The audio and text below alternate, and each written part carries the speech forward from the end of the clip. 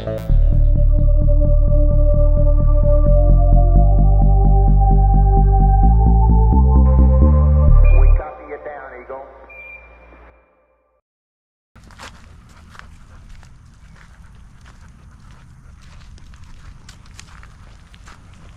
YouTube, what is up? Welcome back to my channel.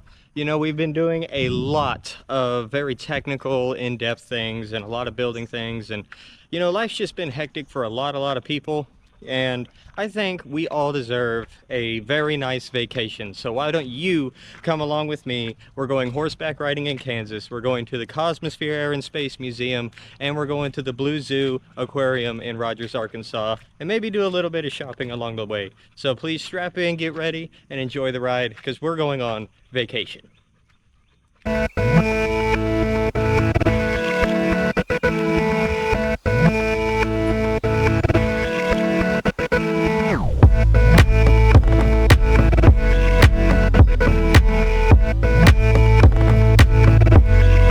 You know, one of the hardest things about working night shift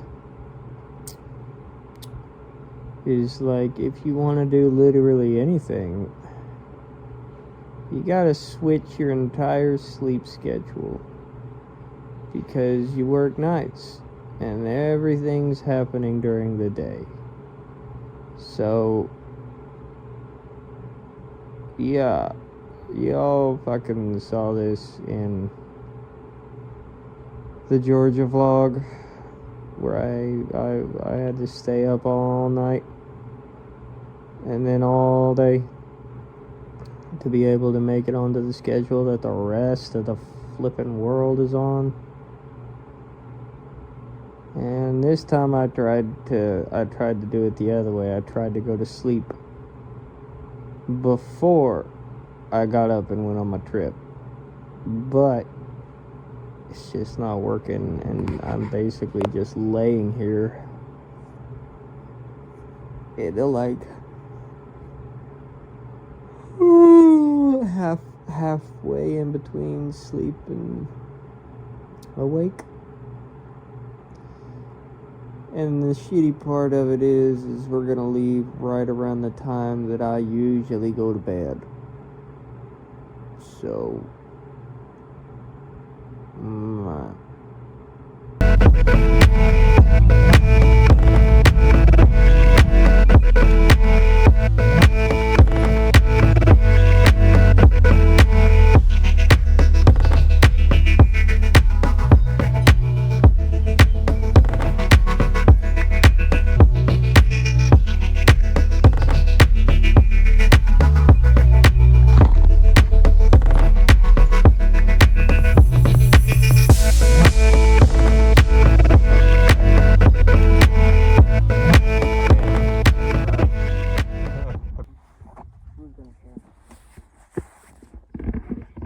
hell yeah.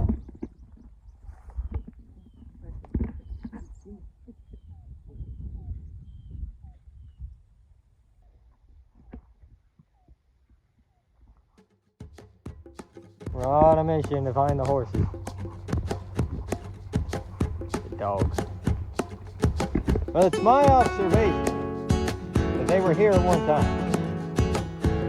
Don't know what's making me think that. It's just a guess. How long would you say?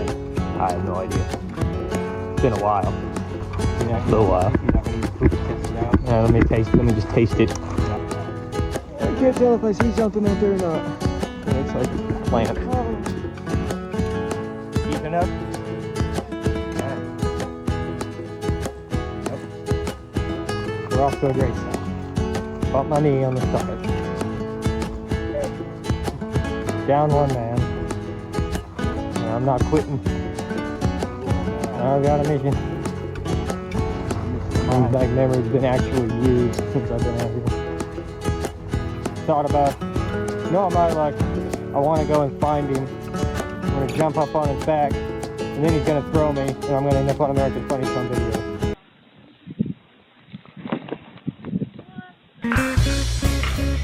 You ever seen those videos? Like the ones that people just jump on their wagon and throw them off, just out in the pasture, like we are right now. I go got so many stick lights in my shoes already. Maybe I should have put my boots on and do it. I brought them. They're in the truck, or the car, or the SUV, the vehicle. The motor's complicated. The way that we got here.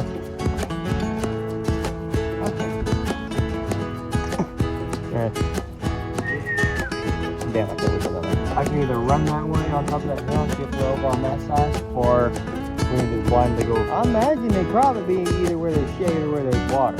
They can't get to the water over there? They can over there. Well, let's just go. I don't want to sit here by myself. I'm here for the experience. We're finding a skunk. We're about to get a lot of experience. I have to ride back on the top of the car, strap me down like a deer.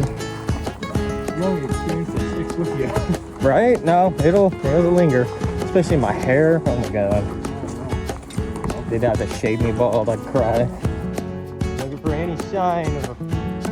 he wouldn't be a pachyderm. He would be a fucking... I don't know what he would be. He would be a quadruped. That he would fit that description, yes. Quadruped mammal.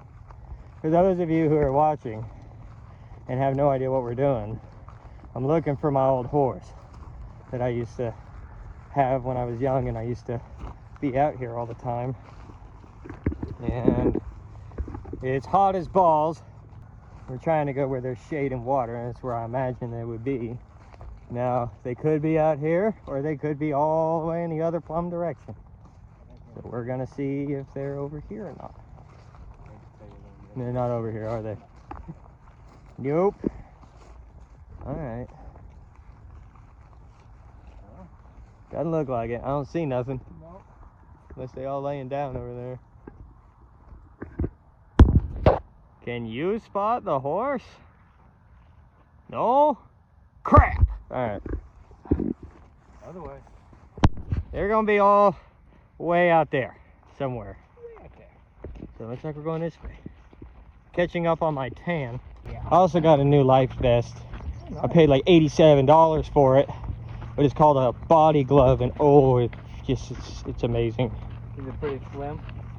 Yeah, no, it's snug. It's like a hug.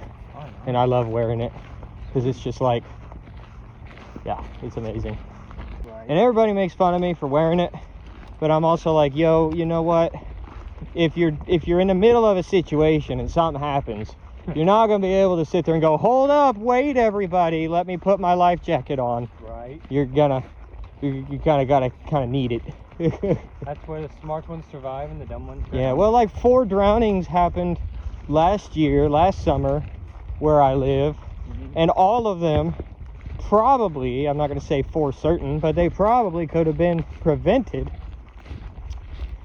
had they been wearing life preservers. I can almost guarantee it. So, yeah. Life preservers save lives. Yeah. You know it's not lame? Safety. That helmet looks kind of lame. You know what's not lame? Safety. Well, you know what's not lame? Not dying. Yeah. I have no idea how much of this footage you guys are going to see and what there's not. It's a lot of us just walking around.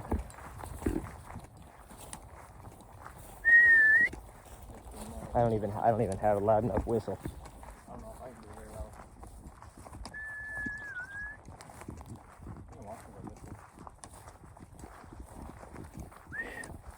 loud. See, now I got to do it. No, I can't do it.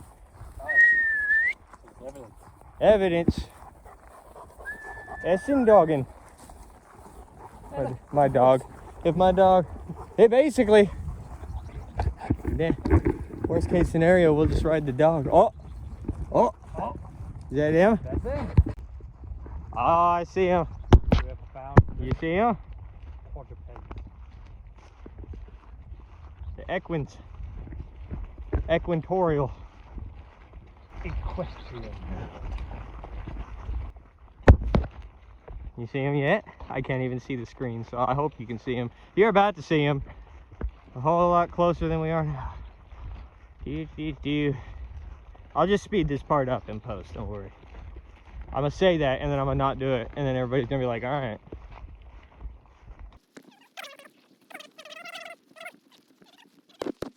Freckles. Where's Freckles? Yeah. I see your ass. I see you in there. Get your spotted ass over here. Say hi. Man, y'all are smart. This is a good idea. I like it in here. Yeah. Yeah. Oh, that's nice. That shade. Oh, yeah. All right. Well, he's slimmed down a bit. A little bit. What's up? What's up, killer? Hey, girl. You are big.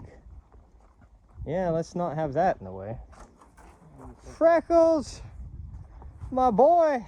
You just got ferried, didn't you? Yeah, get that fly off of him. Hey, buddy. Ah, buddy. It's been a minute. I would hop up on your back, but in case you throw me, I don't want to be up on underneath all the branches. Yeah, this is Buck.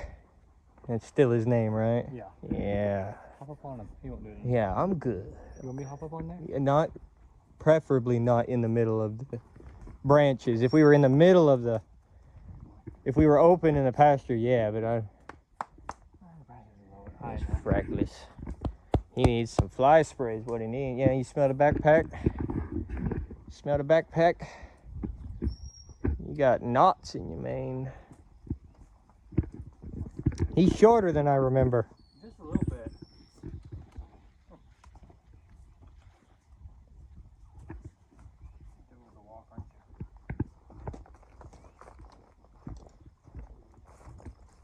I have photos of me on him. I don't know if I'm gonna ride him or not, because if I do, I'll have to go out and come back with a lead rope. He's your boy. He's my boy. Hey, boy. He's just a big dog. That's what he is. He's a big dog. There he goes. Get that big old booty a smack. And go. Everybody gonna get mad at me in the comments. You just smack that booty.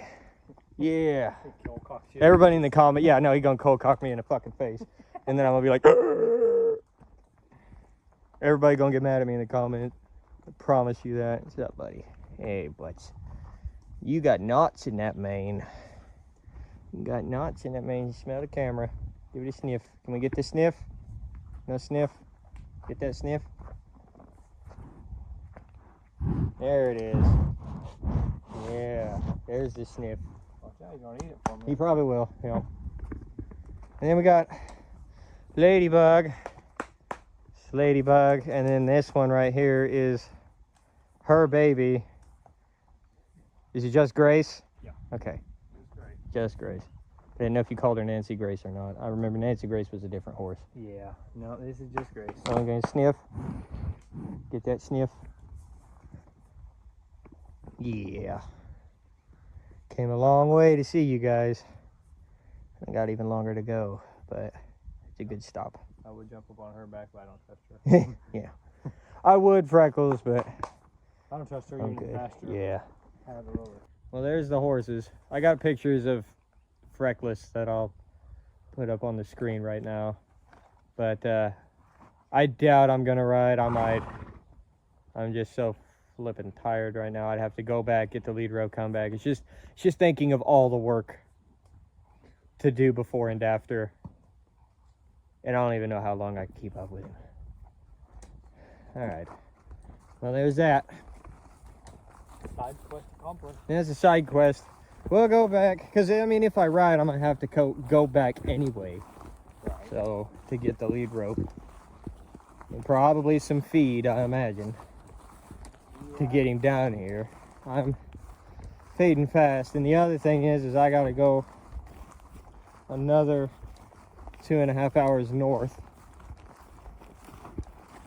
at a rate of like 65 miles an hour.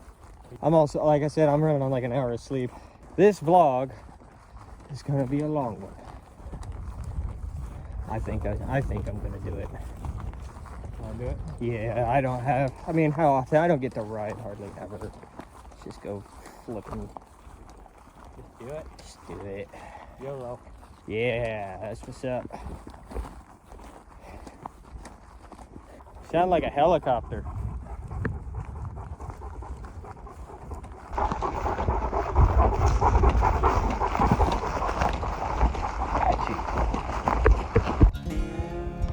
cows. Where I'm from, we call them moo deer. Cow. Baby cow. Not so baby cow, he's pretty old. Wouldn't exactly call him a baby. Chicken. This is a chicken coop, but they ain't in there, they're all out. There's bird. Bok bok. I'm not chasing you. There you go. You can see me on the screen. Oh, okay. Because then it'll be set for TV. Okay. I just want. I put the. He's already resting. He's fine. All right. It's been a minute. Turns out I did come and decide to ride. Well, he didn't let as much air out as I thought he would, but I don't want to get it too tight on. That's probably good.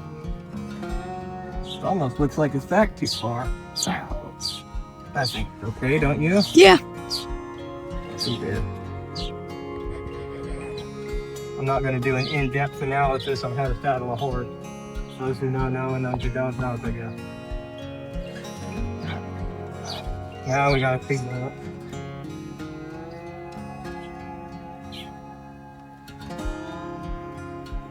Which one is these? See, I think that's for Grace, because that's huge.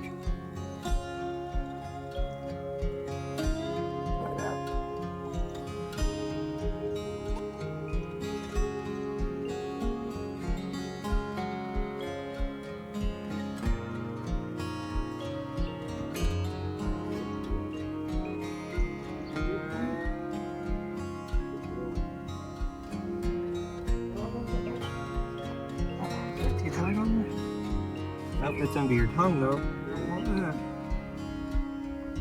There we go. That's better.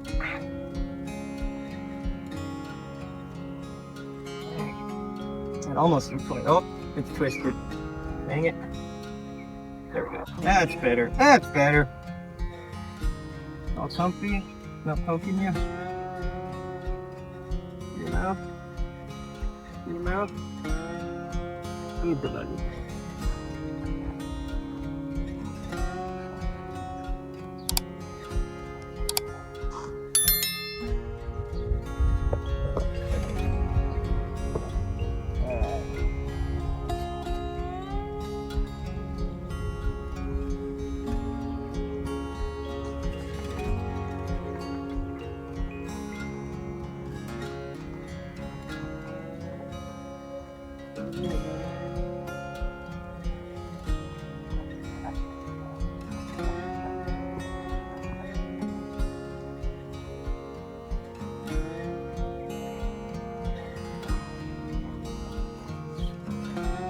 How we doing, huh?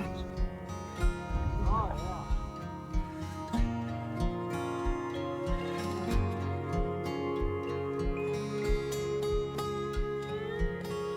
yeah. On him. I mean, and the good thing, I mean, what was I saying? Oh yeah, his feet just got done. So that's the good thing. But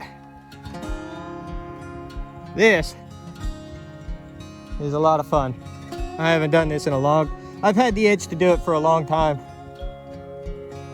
I'm glad. Hopefully, I'm really hoping there ain't a snake down this road. This is what I call vacation.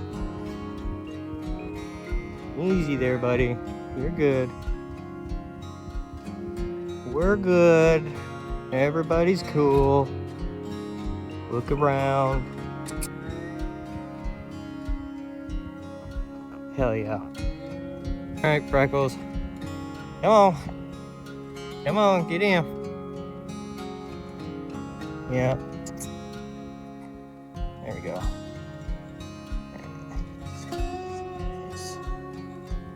There you go, you're free. Go away. There he goes.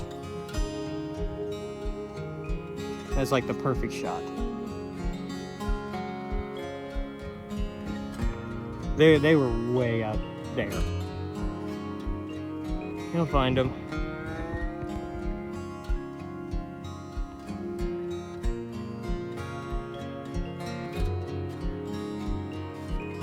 You got that?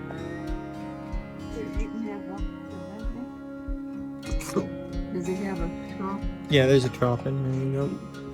Yeah. Oh, yeah, dang, man. Better hurry up before the other ones get over here and they think they gonna get something too. Well, I lost my spurs. I mean, it's not like I use them a whole lot, but it's just sad. Oh well. Looks like we're done. Everybody's already done down there, waiting on me. I still got my boots though. That's okay. It's just sad. I've had them for years. Oh well. Like I said, it's not like I use them anyway. Alright. We are done at the farm. And we are moving on. I am so tired.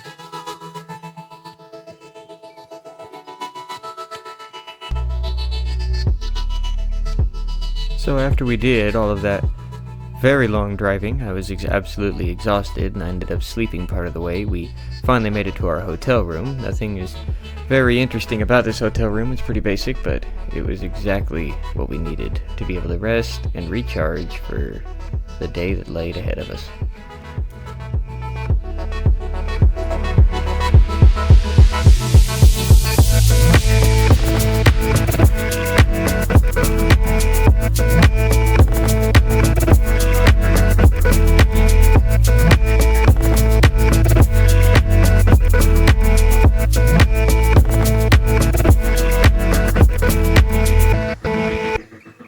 We're gonna start with the SR-71 Blackbird. Look how far back this thing goes. I'm a little upset because I literally have already been halfway through this entire museum and my camera didn't keep any of the footage, so I'm slightly upset, but look at that. How far back that goes.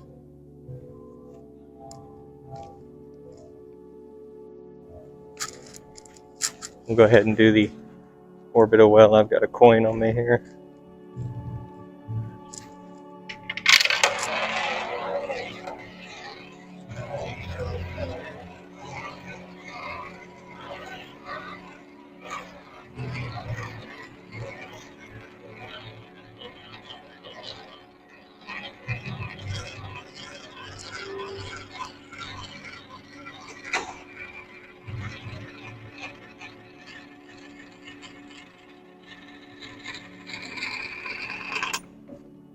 Nice.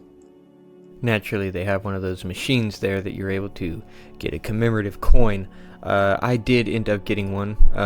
It was one that had the Sputnik on it. I'll put a picture of it up on screen, and you will see a life-sized version of the Sputnik later on in the museum. The thing that I just pointed the camera at is a actual life-sized replica of the lunar module. You'll see that later on in the video as well.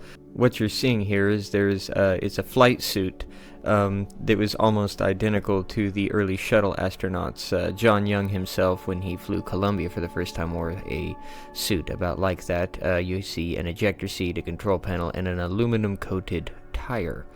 The SR-71 was absolutely crucial in the beginnings of the space shuttle program. The aircraft was developed in the early 1960s and was primarily used for espionage and spy missions and high-altitude flight. It was last used by NASA. They were the final operator of the Blackbird, and they used it as a research platform until it was eventually retired again in 1999. The SR-71 Blackbird was absolutely crucial in learning all we could about high-altitude flight, and much of the knowledge gained from that aircraft was used in the later space shuttle program, which took shape in the early 1970s. After you get through the very beginning of the diorama, you see a couple of just figures right next to the gift shop, and the area in which I am standing right now in the moment was right there is the beginning of the movie theater. They have a giant dome theater that you are able to go in and watch movies on. We did go see a movie that day.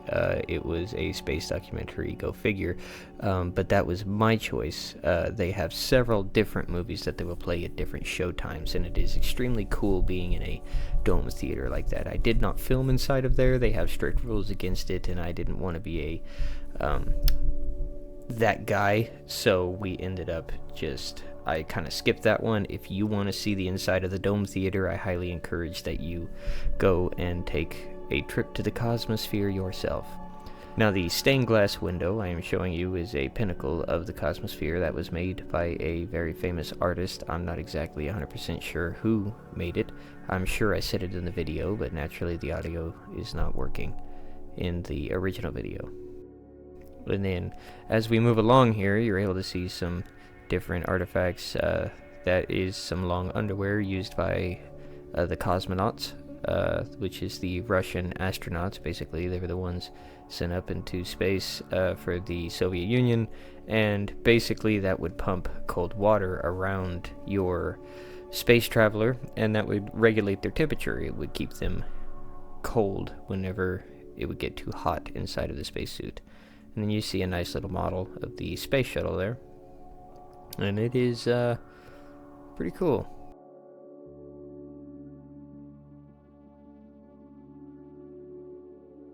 What you're seeing there is an actual tire that was used on one of the space shuttles for its landing gear. You can see how it's used. I believe that was not used in space flight. It was on one of the training vehicles, I believe. So we obviously didn't go see it, but the Cosmosphere also offers what's called the Dr. Goddard's Rocket Lab Experience. It is a demonstration of rocket mechanics and how rockets work. Robert Goddard was one of the first engineers, rocket scientists, you could call him, who developed liquid fuel rockets. He was instrumental in early rocket development, and without liquid fuel rockets, we would never be able to make it to orbit or travel in space the way we do now. You can see just like, it's so cool to see how his design worked. He was the guy who originally came up with this design. As you know, if you've seen the channel before, we have launched our own model rockets before, and it's just really cool to see somebody who has been able to figure it out for themselves and didn't just buy a model kit.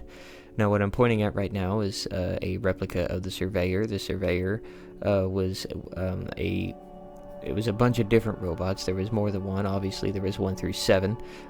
They were probes sent to the moon to study lunar geology and seismic activity and other sciences that has to do with the moon that were sent before the Apollo missions. And the Surveyor 2, or no, I believe it was Surveyor 3. Surveyor 3 was the primary target of Apollo 12. It is the one that Pete Conrad and Al Bean went and visited to grab some equipment off of when they landed in the Ocean of Storms. And it was the second of the moon landings, and one of their goals of the mission was to prove that they could make a pinpoint landing. Because if you know anything about space travel, in Apollo 11 they veered off a significant distance from their original landing point, and so that was used as kind of a target for our second moon landing to aim for. And it's pretty cool to see the actual size of it. You see some art, and it gives a bit of a timeline from the Cosmosphere, from when it began to current day, all the way through 1962 to 2024. The Cosmosphere originally started out as a planetarium, and I absolutely just love the art there. I think it's so cool. I also love painting myself, and then right here you see the projector that was originally used when the Cosmosphere began all the way back in the 60s. That is the original projector. I couldn't tell you if it still works or not, but it's pretty neat to see from humble beginnings, I guess we should say. And I really like seeing the you see the globe there with the different continents of the Earth and how it projected just straight onto the ceiling. Pictures of the original planetarium that it started out on. That is what the outside of the Cosmosphere looked like. I did film a shot pulling up to it, and I lost that shot. I don't know why my phone did not film it, but It is very unfortunate. And then over here we have more basically different examples of probes, different satellites and space probes that we had sent up throughout the years. 1970, Luna 16, Explorer 8, 1960, studying Earth's ionosphere. Some of these satellites were extremely small. You can see how very rudimentary they were, but also highly sophisticated for their time. And then as we're moving on, we walk up to some of the most famous space probes. If you know anything about spaceflight history, you'll probably recognize the Mars rovers, Spirit and Opportunity. Opportunity and Spirit lasted way longer than they ever thought that they would. If you pull up just about any book off the shelf of a library about Mars or space exploration, it's probably got a section on one of these rovers. Whenever you see these pictures of these robots that roll around on an alien world, you don't really think of how big they are, and that thing is actually pretty big. It's about the size of a golf cart. It really brings, it's so different to really be able to see these things up close and get a judge of how big they are, because every time I see one of them, I always think, like, you can see me standing right next to it right there for scale. It's literally, I could ride on the back of that thing. I just think that is amazing, and I think it really gives you an idea of how big and what those vehicles really look like. Of course, we have the famous Voyager 1 and 2. I have many posters of these. These were launched back in the 70s. They were one of the very few, not the only two, but part of a very small group of space probes that were launched that went interstellar. They now officially, as of the time of recording this video, are interstellar. They have left the sphere of influence of our sun. Took advantage of a planetary alignment back in the 70s, where they were able to use gravity assist to go and check out all of the inner not all of the inner, but all of the outer planets. They were able to swing past Mars and see the outer gas giants, and you can see right here on this diorama how they were directed different directions. And they were absolutely crucial in giving us the information that we have today. They absolutely expanded our body of knowledge of the outer solar system. And for a very long time, they were the only source of information that they had, that we had, for our outer planets. The pictures, I mean. For a very long time, the only pictures we had, the close-up pictures of the outer planets, came from the Voyagers. And then you also have the famous space telescopes, Hubble and Webb. The most famous being Hubble. Everybody who is even remotely close to a space enthusiast knows Hubble. And then its successor, you have Hubble and its successor, James Webb now, which takes even better pictures. But it's really cool to see the two of them together, and just the two dioramas of them together, and they are absolutely crucial in exploring the outer universe, being able to actually get a look. You can see the comparison in the pictures there of the pillars of creation. I have the James Webb picture hanging right next to my desk. It's sitting right next to me as I'm recording this. And I just love how they have this whole section back here that is nothing but just kind of off-the-wall examples of the history of space exploration.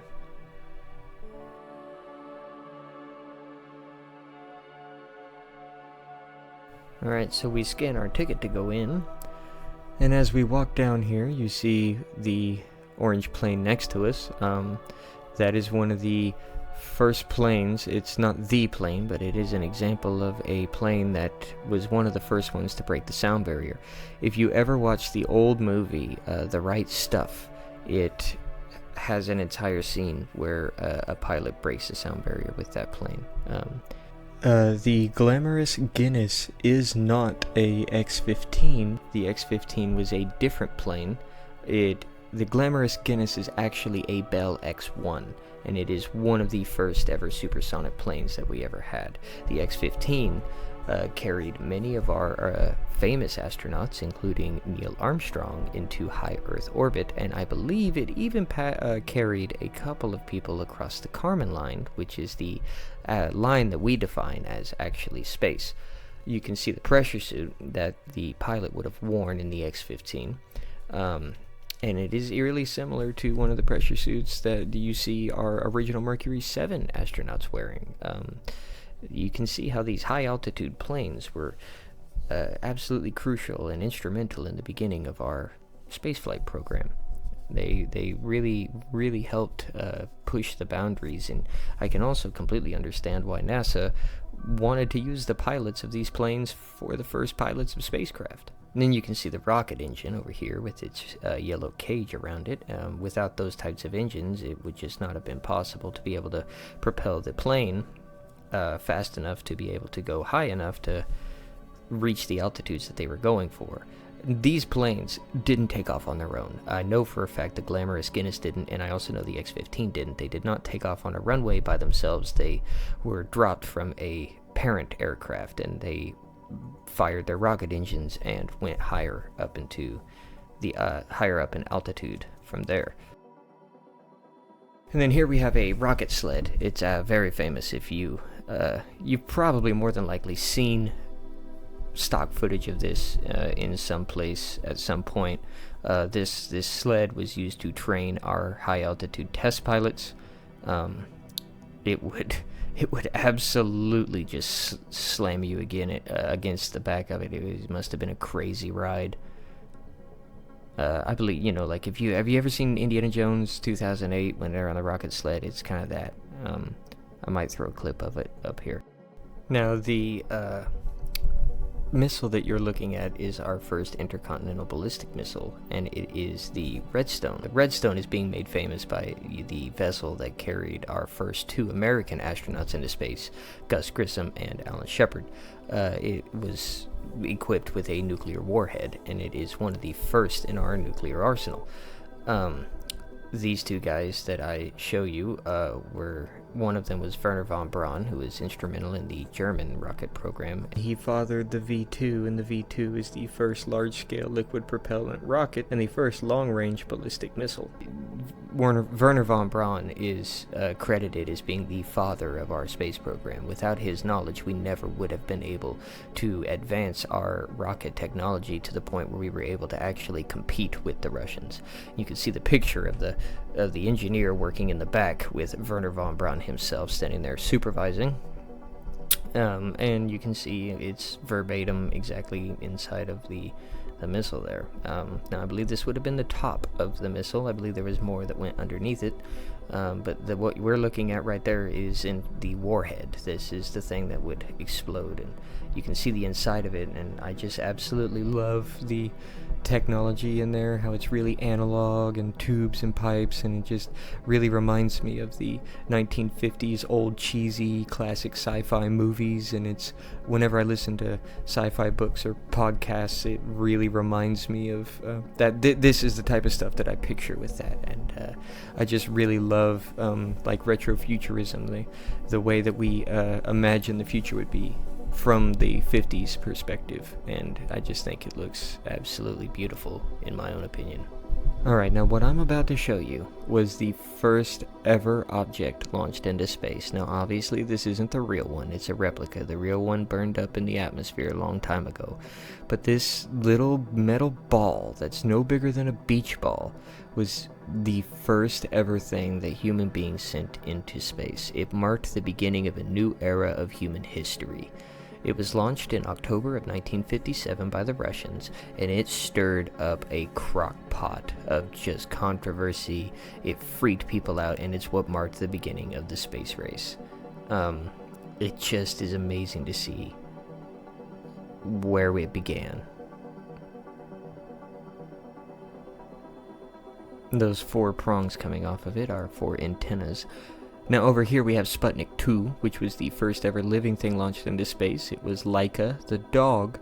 It's a very tragic story, actually. Laika was a stray dog that was just picked up off the street with no return plan. Laika never made it back. She was launched up into space, and she was up there for a couple of hours, and eventually she overheated and sadly passed away, and it really tears me up inside almost. But the Russians really just used it to prove that they could launch a living thing up there and keep it alive for a certain amount of time. Laika unfortunately burned up in the atmosphere not too long after being in orbit around space, but she did last for a little while. There's an actual picture of her right there. She's the cutest little dog, and it just really breaks my heart to see that they didn't even try to return her home. I think it's rather cruel. Okay, over here we have America's first ever satellite. It was launched not too long after Sputnik. I believe it was January of 1958. And it was America's response to Sputnik.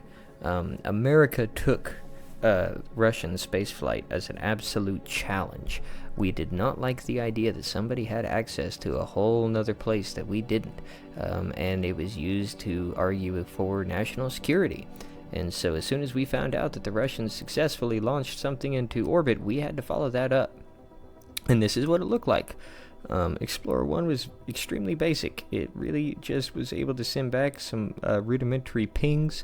Didn't give us a whole lot of information, but you can see Werner von Braun there. That is a picture of him and some other gentlemen holding up a model of Explorer 1. It was a great success for America, and it was not too long after Sputnik. However, it was not quick enough. It wasn't good enough for us. We had to keep going. So as we keep going, we start to move into human era spaceflight.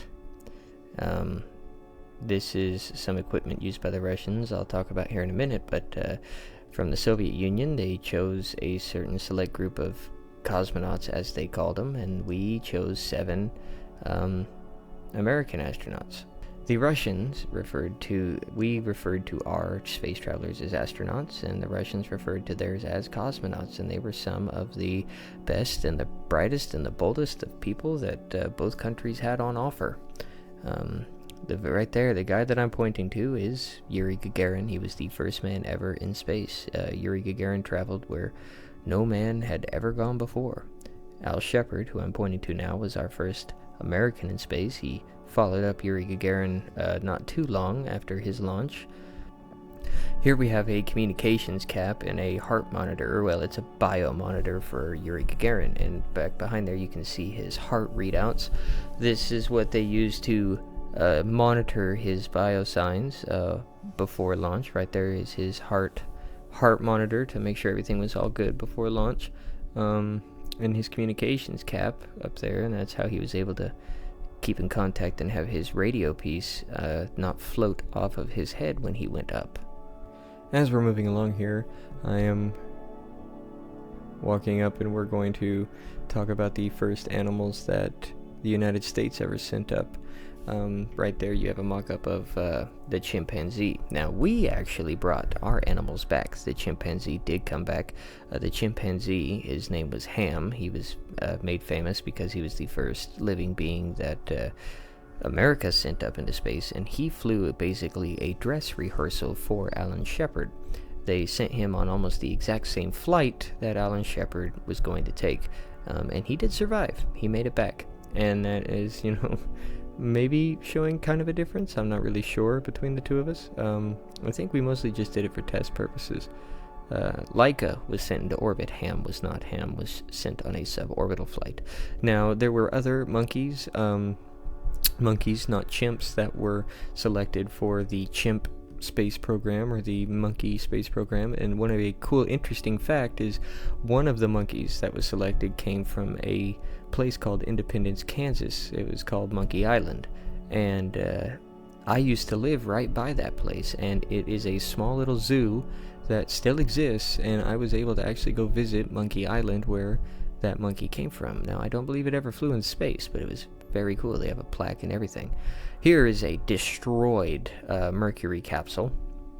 This was not used for any actual astronaut. Nobody flew in this. It was a completely unmanned mission. But it was destroyed in a disastrous test flight, and it really just gives you an idea of how destructive these things can be. A rocket that sends you into space is quite literally a controlled explosion. You're just directing the force.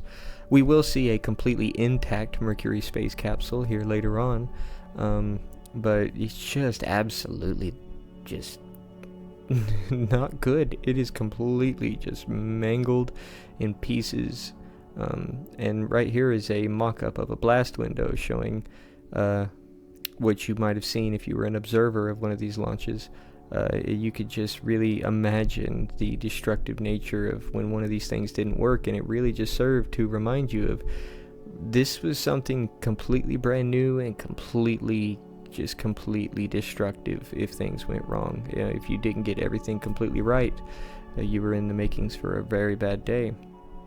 And it just really shows the cojones of these people who were willing to get up on top of one of these and take that ride up into space. Right here it's talking a little bit about 39% success rate. At the very beginning, the United States was not having an easy go of it. We blew up a lot of rockets, a lot of vehicles went up in flames before we were actually able to get it right. And then this speech here, unfortunately you can't listen to it, but it is President Kennedy addressing Congress about space travel. And this is not the famous speech, but this is one of the speeches where he said we need to land a man on the moon. It's not the famous speech that everybody remembers when he says, we choose to go to the moon and do the other things, not because they are easy, but because they are hard. That's not this speech, but you can see it gives you an idea that these space missions were highly politically motivated. A lot of people lose sight, I think, of why we went to space in the first place. Because after the moon missions, everybody kind of wondered, everybody thought that we were going to keep on going, right? Everybody thought we'd be on Mars by the 90s, or at least the 80s, or something like that. And we stopped because it was a politically motivated movement. Like, we only were interested in going to show we were better than the Russians. And there was just a lot of politics going on behind the scenes. You can see just some propaganda posters here showing Yuri Gagarin, the first man in space. It really pissed off a lot of Americans, and it made a lot of Americans feel very, very nervous that the Russians were progressing so fast. You have to remember, this was during the time of the Soviet Union, during the time of the Cold War. Nuclear war was a big concern here in the 60s. It really, really scared a lot of people, and seeing another country have better power, or access to places that we've never gone before, made a lot of people really scared. This is a mock-up of an RD-107 engine. You can see it has 4 nozzles, or engine bells as it were. This specific motor, this rocket engine here, it is still used today. It was brand new in the mid-60s. And it has been on the Soyuz rocket that Russia still continues to use to launch vehicles into space. And it is, it's kind of a, if it ain't broke, don't fix it kind of thing. I believe 16 of these engine bells are put on the Soyuz rocket that still launches cosmonauts and astronauts into space to this day, primarily to go to the International Space Station. That is another thing, is yes, the Russians dominated us at first, but very quickly the United States began to outpace the Russians in their technology development. The Russians were having a kind of a hard time. They were moving very fast. You can see here we have a mock-up. This is the Vostok, I believe, right? And you can see that the places where the engine bells would fit down. The Vostok is it's what took the first cosmonauts into space. This is not the Soyuz, but the motors used for the Vostok are the same, or slightly modified. They're not identical, but they're extremely similar, used in the Soyuz today. And here's a picture. The red covers on there, that is a Soyuz rocket that is still in flight. Over here I'm going to show you a comparison. This is the engine bell of an Atlas SM-65 Atlas rocket. That is the one that sent our Mercury astronauts into orbit. The first one to ride one of these was the famous John Glenn. It needed more power than the Redstone rocket that sent Gus Grissom and Al Shepard into orbit. You can see the difference here. I'm about to show the Redstone engine, And then over there is the redstone. You can see how much smaller it is, and the redstone is probably more iconic. You'd probably recognize it before you would the Atlas. I'm not 100% sure on that, but you could definitely see the difference in size and power. The redstone just was not powerful enough to push you all the way up into orbit. That's why it was only used twice and for suborbital flights. Now outside is a life-size mock-up of the Titan rocket that sent Gemini, Project Gemini, or as the astronauts called it, Gemini, into space. It was basically a modified Mercury capsule made for 2 people, and they have a life-size one outside, and I really wanted to go outside and see it so terribly bad, but I just was unable to. For some reason it was closed. I tried, but the door was locked, and I just feel really bad that I wasn't able to show you guys that. Alright, what I am showing you here is just kind of an example of how rocket engines work. Basically, it's going to work through electrolysis, and it's going to separate the hydrogen and oxygen from the water and build up those 2 gases into the fuel chamber. So hydrogen is extremely flammable, and we all know flames cannot burn without oxygen, and that's essentially the basics of what goes into rocket fuel. So we're going to separate the hydrogen from oxygen, and we're going to charge it up and pressurize the combustion chamber, and then we're going to simply add a spark, and that spark is going to create combustion, and that combustion is going to rush out very quickly, and it's going to send our projectile up and away. Now, unfortunately, I tried to demonstrate it for you, but it just did not work. We tried it like 4 times and it didn't work, so I don't know if the display was not working correctly or what, but that white thing right there in front of the space shuttle is supposed to launch way up to the top.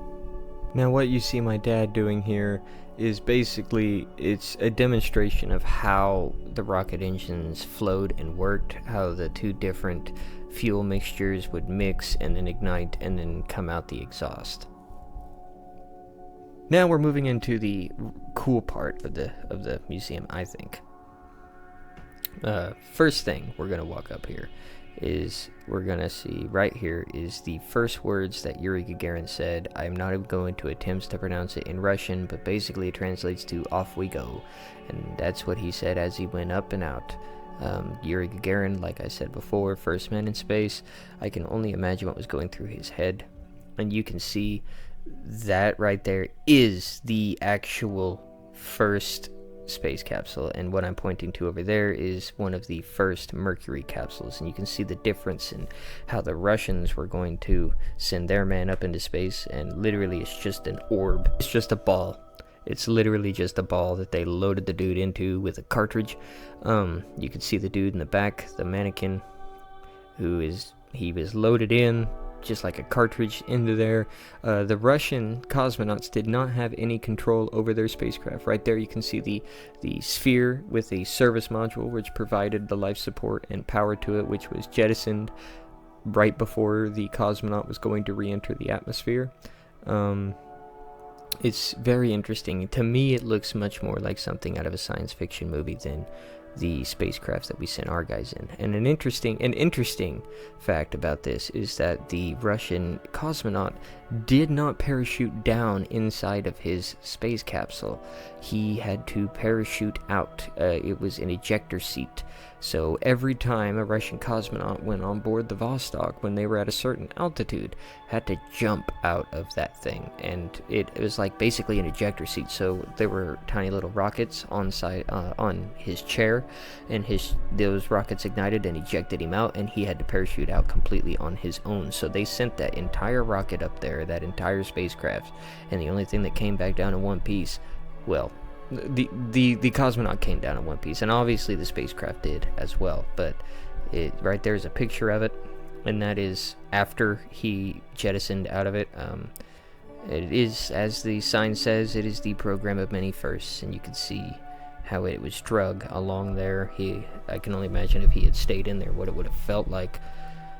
This is a mock-up, it's a copy. It is not the suit that Yuri Gagarin wore, but it is a replica of it. You can see how he had the umbilical coming out of there, very basic pressure suit, orange so that way it was visible with the mirror, so he could see his chest and his umbilical and his connections without bending his head, because he couldn't with his helmet on. You can see the watch that they use to be able to tell time, and a few other artifacts that go along with it. That is a signed picture by Yuri Gagarin, I believe, right down there. And then over here we have the Mercury program space capsule. You can see it's already extremely smaller and a much different shape. It's much more, I think, aircraft inspired as compared to the sphere that the cosmonauts went in. It's very, very interesting to see the way that the two different space programs accomplished their mission. If you could look inside of there, there's barely any room for one guy. I mean, it is cramped, and there's a reason that the astronauts basically said it's like a sardine can, because it really is. I mean, look inside of there. There is no room for really anything other than a dude. The thing on the back is an airbag that deployed shortly after the parachutes came out. Now, an interesting thing about this was Gus Grissom's capsule, and the reason it's called Liberty Bell 7 is the name of it. And the reason it's interesting is because this space capsule was found on the bottom of the ocean. One of the things during the Mercury program is they were scared that the astronaut would not be able to get out of his capsule, so they installed an explosive hatch. And the explosive hatch went off completely by accident during Gus Grissom's re-entry when he hit the water. It was designed specifically for a water landing, whereas the Vostok was designed specifically for land, because the cosmonaut jettisoned out of it. When the hatch blew on Gus Grissom, nobody believed him that it could blow completely on its own, and when it blew, he jumped out and the capsule sank. He was blamed for this. They said he did it either by accident or on purpose and was not being honest about it. Later on, one of the engineers actually proved that he was telling the truth. The hatch could absolutely blow by itself, and so they changed the design of the hatch.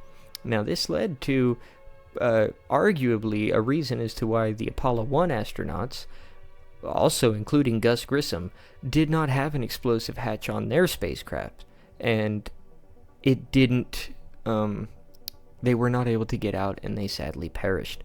And so it's weird to think that, like, if they hadn't approved Gus Grissom right, they might still be alive. Now here is the back. It's the airbag that would deploy.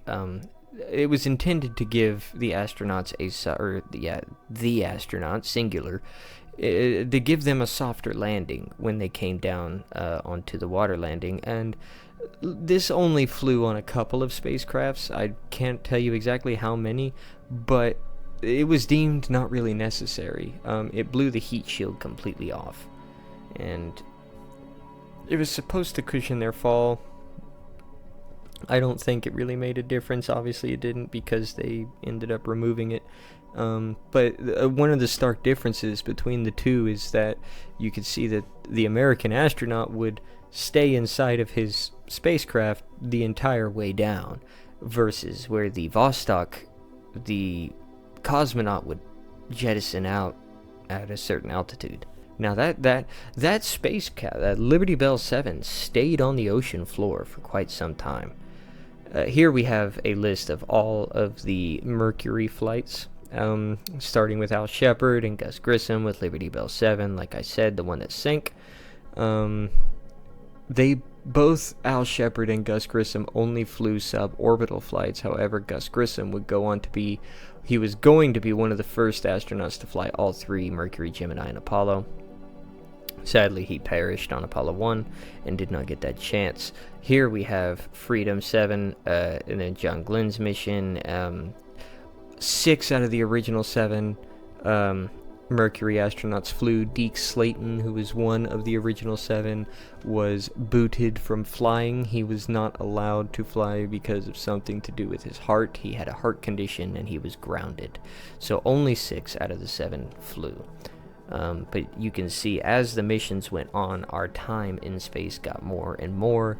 John Glenn flew a couple of orbits, Wally Schirra, and then Scott Carpenter.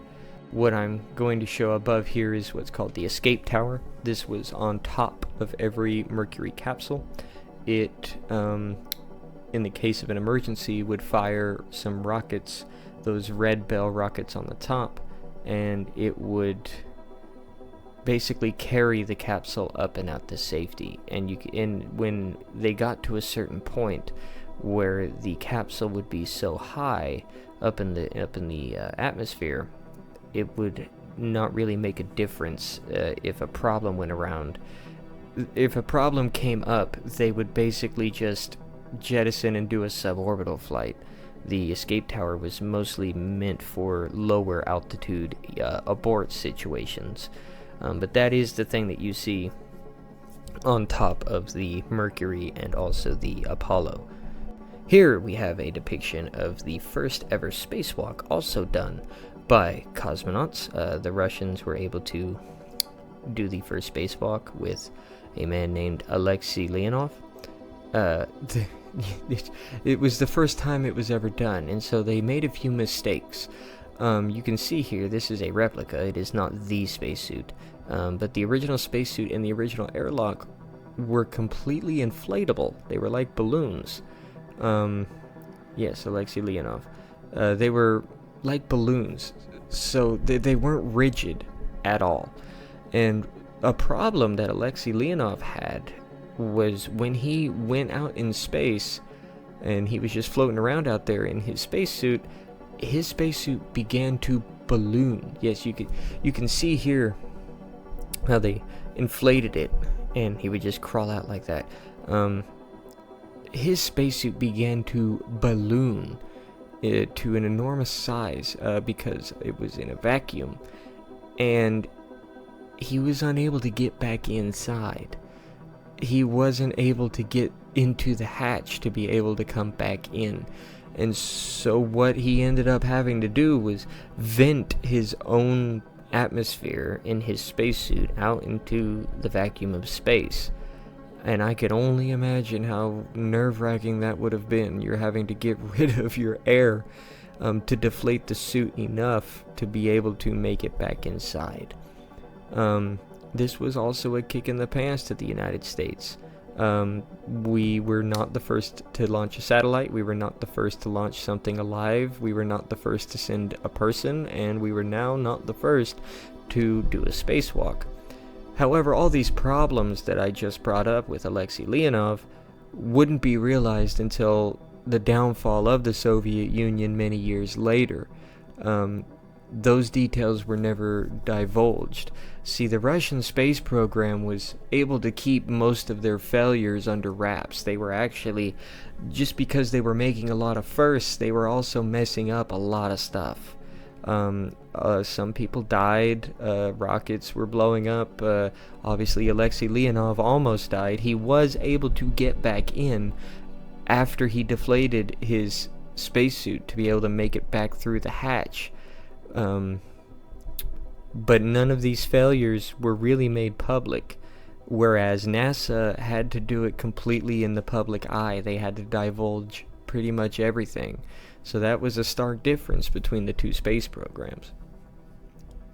We're moving on now. We're going to talk about Gemini. Gemini was basically two Mercury capsules stuck together in order to make a two-person spacecraft. And you can see Gemini here. This is an actual Gemini capsule. I can't remember exactly which one it was, but literally you can see how it's a Mercury capsule that just is like doubled to have a second seat, and it was used to really figure out our it was basically used as practice. We practiced for the Apollo moon missions with Gemini. We learned a lot. A lot of the skills necessary for a moon mission came from Gemini. We learned how to live in space long enough to make it to the moon. We were doing missions 2 weeks or longer. We were learning how to do spacewalks and not only just float around up there, but also how to do meaningful work. We were learning how to dock and rendezvous with other spacecrafts. A lot of technical knowledge came from Project Gemini. It was like our dress rehearsal. It was our practice run. You can see the ablative heat shield here on the back. And basically what ablative heat shield means is it means like as it gets burned, it gets stripped away and bits and pieces of it flake off as it comes down. And you can see down in the bottom part of it how like it kind of went in at an angle, and most of the heat and intense force of re-entry was focused on like one angle part of the spacecraft. Gemini also had a service module attached to the back of it that provided power and life support, and it was jettisoned shortly before re-entry, and then they just had a couple of re-entry batteries that would take over and supply the spacecraft with enough power to make it back through re-entry. But I just think it's really interesting. I mean, look, you can see the angle of where the spacecraft re-entered the atmosphere, and you just think at one time this spacecraft was traveling tens of thousands of miles an hour, and then now it's here in a museum behind a glass case. Now, a lot of famous people who are closely associated with the moon landings flew on Project Gemini. Neil Armstrong, Jim Lovell, Frank Borman, Buzz Aldrin, John Young, all of those guys flew on Gemini, and that's why they flew them to the moon, because they had practice on Project Gemini.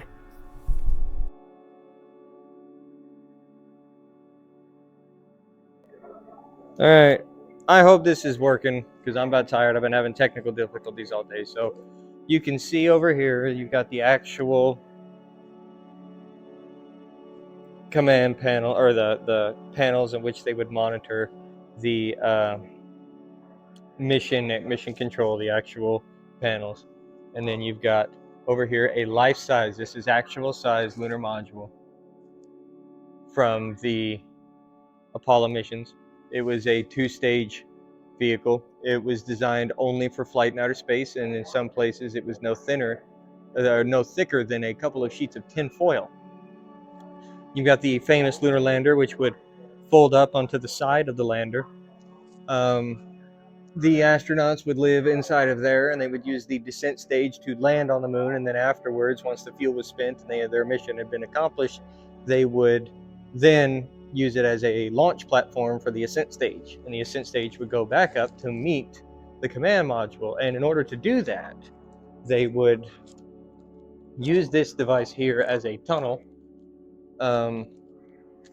This is the docking probe that would go on the front of the command module, and it would go inside of the port here for the lunar module. And using these triangle metal things here are latches, and they would latch on to the ring, the docking ring of the lunar module, and then they would have to remove this probe. They would have to remove it through and pull it inside the command module, and then you would be able to open this door, and that would give you a fully pressurized tunnel in order to access the lunar module. Here is a model of the Saturn V. If you've seen the video where I built my model, needless to say, this is not, or mine is quite a bit smaller. I apologize if you can hear noise in the background. There's quite a few children over there, which is great. I love the fact that children are learning, but you can see the only place that the astronauts were able to occupy is this itty bitty space up here at the front. This cone, this gumdrop shape, is the only thing that they lived in. The rest of this vehicle was nothing but fuel and rocket engines. Right here you could see the ascent stage. This is after the astronauts have left the moon. That's what I'm talking about when I say that they would use the bottom half as the launch platform. Here we've got a moon rock, an actual moon rock from Apollo 11. This was collected by those 2 astronauts. Here's some details about it. Over here you've got, this is a mock-up of an F1 engine. This is not the real thing, because the real thing would have been much, much, much bigger. These are pieces of one. So like I said before, it was all modular, and so the when a stage was spent, it was just jettisoned off and then just discarded as trash. And because they launched from Florida, they would use they launched from Florida because they would take advantage of the Earth's rotation, and Florida is close to the equator, and you would just use the Earth's momentum to your advantage, and that's what would make it easier for you to get into orbit. So a lot of these pieces of this, you know, the whole thing would fall into the ocean, and so these pieces of an actual F1 motor would be recovered from the bottom of the ocean. Here, I don't know what this piece is because there's nothing here telling me about it. I'm going to do some more research into that. Here we have a couple of suits, space suits. This one is from Jim Irwin. I'm not sure if these are actual suits or not, but this one says Irwin, and this one has a thing that says specifically 17. It's Apollo 17, so that would have to be Gene Cernan's suit, if that is, but I'm going to go on a limb and say it's not, or it's a training suit. I highly doubt these are the suits that walked on the moon, but these are from these would be from two different missions, because Jack Schmitt is the one who walked on the moon with Gene Cernan. So over here we have the White Room, and this is the actual White Room that they used to go and load the astronauts into their capsule. So as you can see, as we walk up in here, this is the actual room. This is the real room that I'm standing in. This was used to load the actual astronauts into, you can see a picture of it right here. They would walk across here and they would get loaded up into their capsule to go to space. You can see the signature of Gunther Wendt. He was the pad leader who oversaw almost all the missions. And this is the real room. Like, this is what's crazy, is those actual command modules were right there at one point in time, and they were loaded through here, and you can see all the things. Like, this would be used to monitor the pressure of the capsule as it's getting pressurized to get ready to go to space. You can see the fire hose and all their kinds of things. I mean, I can't mess with them, and I'm not going to touch them, but you can see outlets for power and switches, and a countdown dial to see how much time they had. And you can see this even in one of the most popular spaceflight movies, be Apollo 13, and it's a very dramatic scene of them getting loaded up in their command module to go to their ill-fated voyage. Speaking of Apollo 13, the piece de resistance is this is the actual Apollo 13 command module. The famous, and you can see the docking ring that I was talking about, and those are the latches. This is the real deal. This is on loan from the Smithsonian.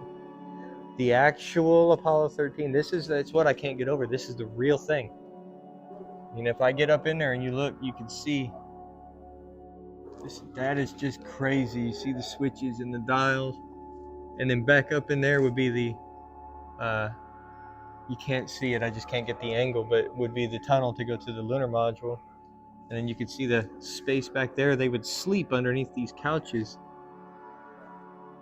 But yeah, this is the real deal. And then you can see here, this is what their service module looked like after a spark destroyed an oxygen tank and blew out the entire side panel of it, and it crippled their spacecraft to where they had to basically limp it home. But yeah, you can see the damage left behind after re-entry, all the streaks and everything. And then this is their hatch. Apparently gym level spacesuit was supposed to be here, but it's not there no more. Here's the outside of the White Room and the front part of the lunar module. Over here we've got a little more talking about the Apollo fuel cell. The whole side of the spacecraft is missing. That's what Jim Lovell was talking about when that's the first look they got at it after several weeks, or no, I wouldn't say several weeks, several days of limping the spacecraft home, and they finally jettisoned it so that way they could come back through the atmosphere, and that's what they saw.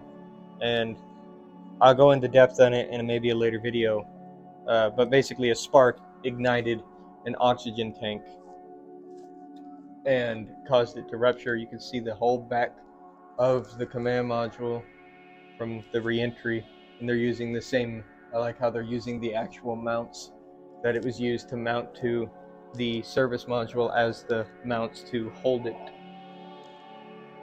Those were all mounting ports used in the manufacturing of the space capsule. And then it's just absolutely wonderful and beautiful, and I love it so much. I am so privileged and honored to be able to see this. It's amazing. We're almost done. Okay, there's a few things over here. We haven't quite gotten to here yet. If we go here, we've already been through all of that.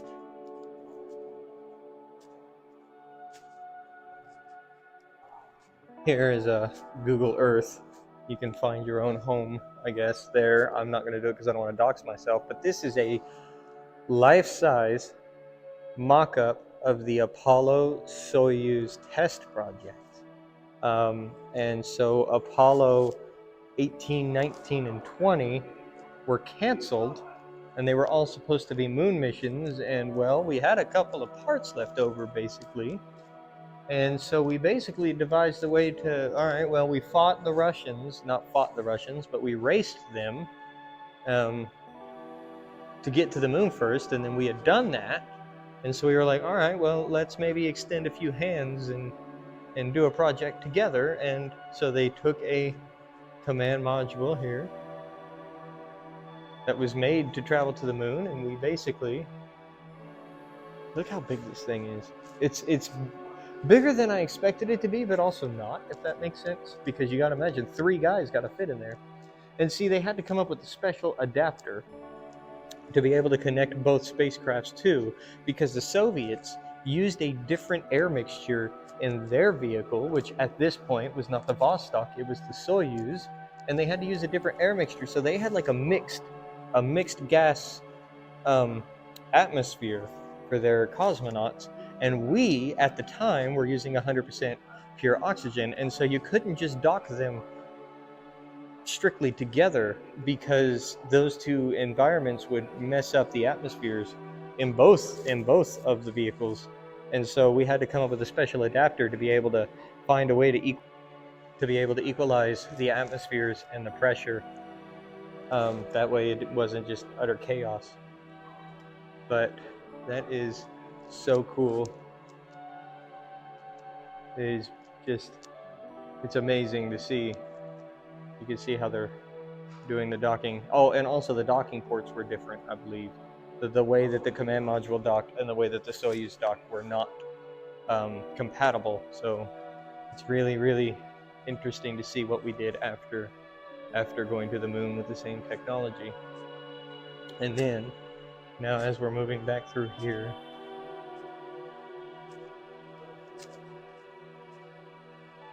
we've been through all of this. One of the last things that we catch on our way out is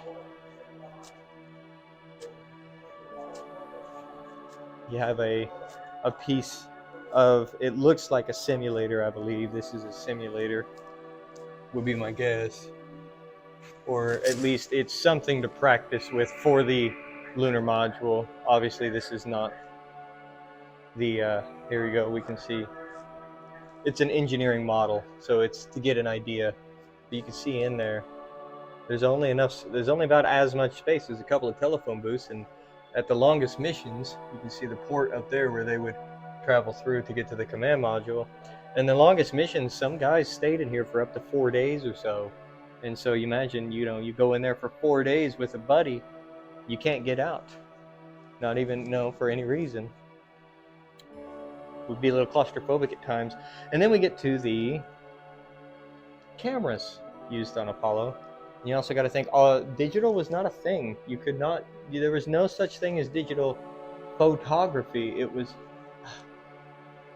There was no such thing as digital photography. So it was, completely all film live television. This would have been the one used on the um, rover. That's what I'm trying to say. This would have been the rover camera, and this would have been the one like on the first mission. You could see how they mounted it just on basically a tripod there. And then this is just a cool little like astronaut helmet themed TV that kind of came about because of the space craze. But I think this is super interesting. Trying to figure out the way that we film it. The fender. It was a famous. The fender broke on Apollo 15. This is not it. This is just kind of commemorating that. But the fender broke on like Apollo 15, and they had to fix it using like a checklist and some duct tape. So that's what that's talking about. And then this is all just some equipment. A display keyboard flown on Apollo 12. Maintenance kit from Skylab. Umbilical used by Command Module pilot Ken Mattingly during his trans-Earth EVA on Apollo 16. Ken Mattingly, being the guy who got scrubbed from the Apollo 13 mission only like a couple of days before the launch. And just a bunch of really cool space gear. A onesie. Lunar Module pilot Charlie Duke on Apollo 16. So, yeah. Just some really interesting equipment there. And then as we get up out here, it's basically done apart from, let's go see if we can see the V2 now. Maybe I can get in there. Looks like there's people in there, but we'll just have to go for it because my phone is about dead.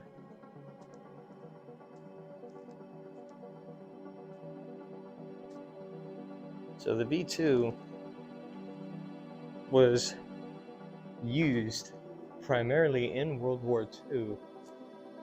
And as I said before, it was pretty much built off the idea, the mind of Wernher von Braun. And it's just giving, this is actual size to give you some scale. That's how big it is.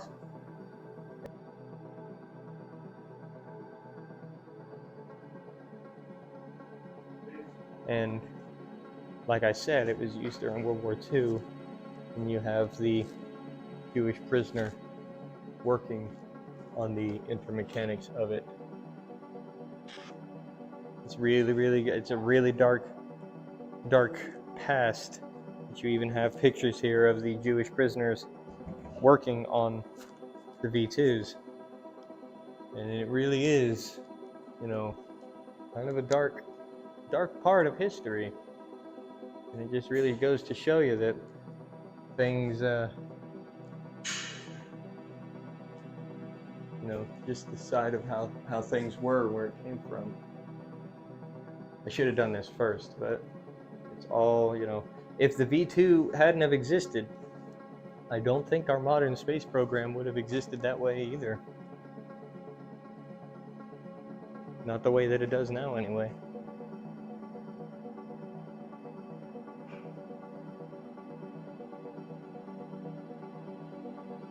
You can see this up here. This is basically like the first use of a jet engine, is what this is. And you can see how they basically attached it to, once again, another bomb. But it was a defense mechanism, basically. Not really, I mean, it was used to propel the bomb more than 400 miles per hour and had very few moving parts. And, those of you who work in engineering know simpler equals better because there's less to go wrong. Just, I think it's important to really acknowledge where the history comes from and what it was used for. And a lot of our inventions that we have that make our modern life the way that it is now was born out of a time of war. And we've got, oh, that's a wheelchair lift, okay. And then the Treaty of Versailles, they're not hiding the fact that this was, it was a total Nazi party thing. It was very, very fucked up. Goddard's influence on von Braun, as we talked about Goddard earlier. So, not gonna hide the fact that, no, it's a very messed up part.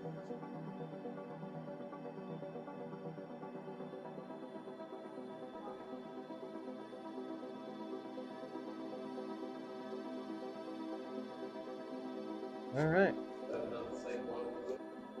And then, of course, we have the gift shop. I am gonna spend some money. Just not sure on what. And that is me leaving the gift shop. And I think we are done here. That was awesome. That was just absolutely amazing.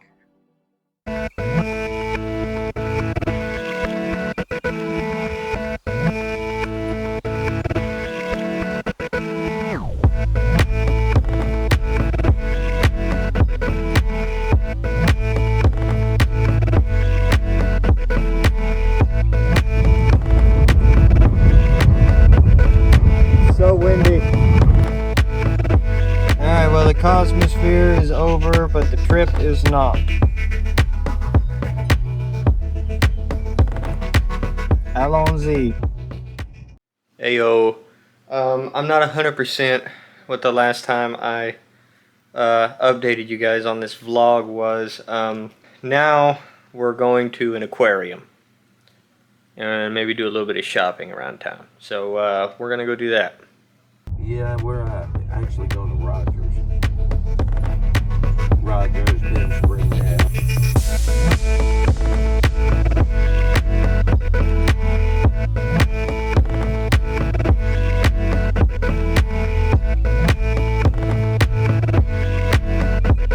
By the Adam Sandler. All right, we've made it, and it's in a mall. That's my fault. I didn't do my due diligence, but that don't mean that it's not going to be a good time. So I have no idea. But let's go see. We're at a mall, so I mean we can always shop around a little bit. You see the birds? Birdies. How much is that birdie in the window?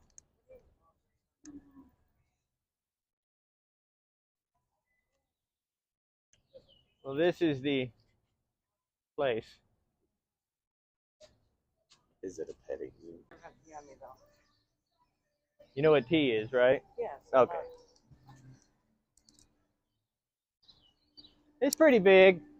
You got them things in the window. Reflections suck. Oh, wow. This looks like the main entrance. Oh, yeah. That's totally... Eh. All right. What? Oh, that's an annual pass. Okay. I saw $69 and I was like, I got Hot Topic. Like, okay. Is my microphone on? Yeah, it's on. Check. Mic check. Check 1, check 2.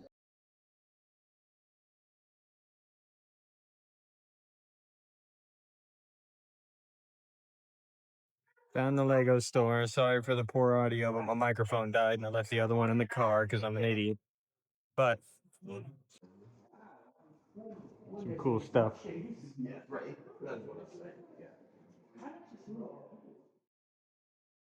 Got out of the Lego store. Levi bought something. Yeah. Going to GameStop now. Maybe they got something for the PS4. Just got out of GameStop. About to go into the aquarium. If you've never been inside a GameStop, I didn't film inside of the GameStop, you know, because if you ain't never been in a GameStop before, like, are you alive? Have you ever been, like, anywhere? Live under a rock? I'm just kidding. All right, we're going into the aquarium now. All right.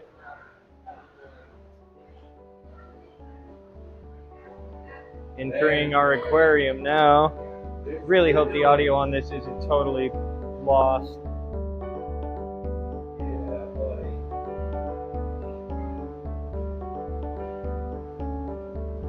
The seahorse. Got some shark teeth.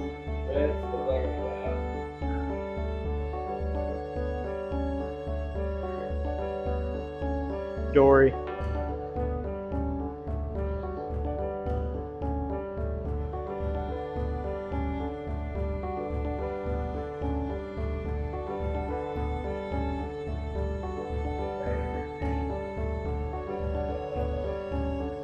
Okay.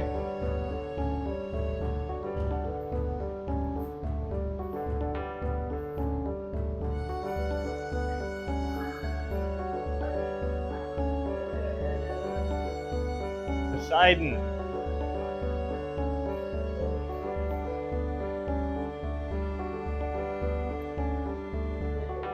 Predator tank. Hell yeah.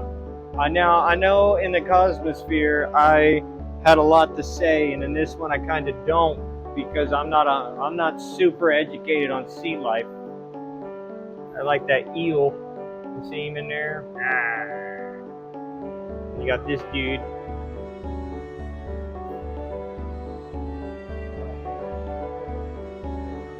Bamboo shark. Apparently there's one of them in there.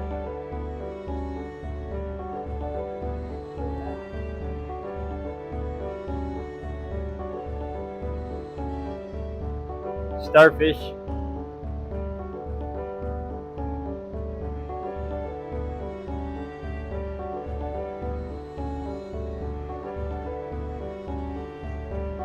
The clownfish. I'm so scared I'm going to drop my phone in the water right now.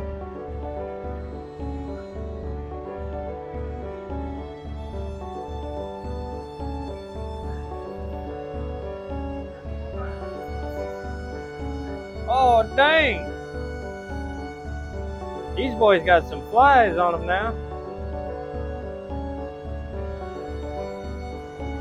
Oh yeah, an enemy tank. This one's got a lot of glare on it because I'm standing by a window or a door.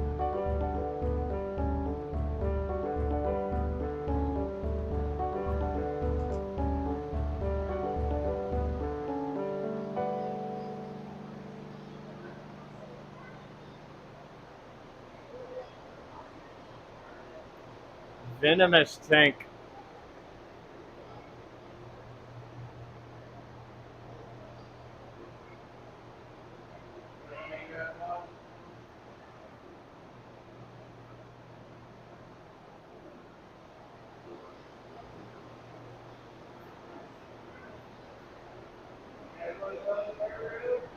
Yeah, I want to go in the bird room. We're going to go in the bird room. Pretty neat. Thank you. We got rules. So, still the benches. And when we're going to the benches, we're going to be shuffling our feet like this if there's any birds on the ground. This is because we've got about 200 little parakeets. Oh. Small bodies and even smaller feet. So we don't want any squished birds. Alright? I'm sure you guys are fine with keeping your That's a lot of birds. I don't want to.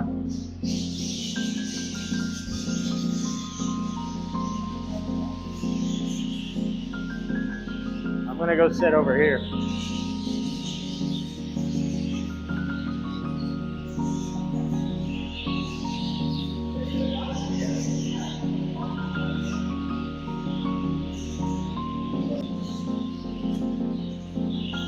Oh, they're all over me.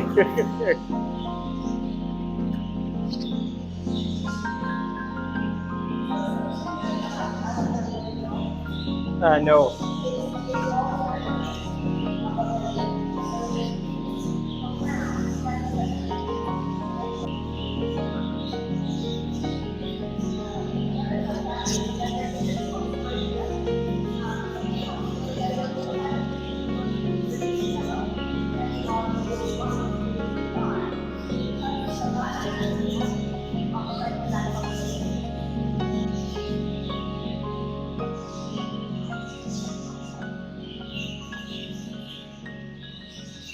Getting the last little bit. That was so cool. I enjoyed that so much. That was so much fun. I've never had birds just eat out of my hands like that before. That was so cool. I really hope my audio's working. I don't know. We'll have to check. All right, we've got more stuff over here. So let's see. We got axolotls.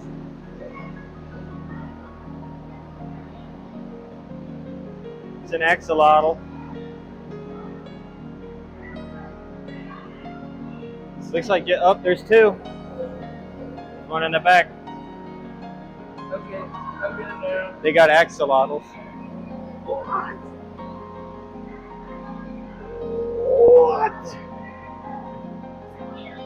What? Blue tongue skink. I don't know. I'm guessing it's hiding. Probably.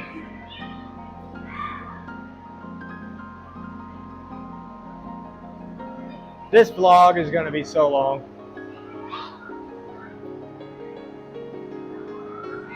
I don't know, I can't see. Right there, I don't know if you can tell, but there's his head, I think, poking out underneath the thing.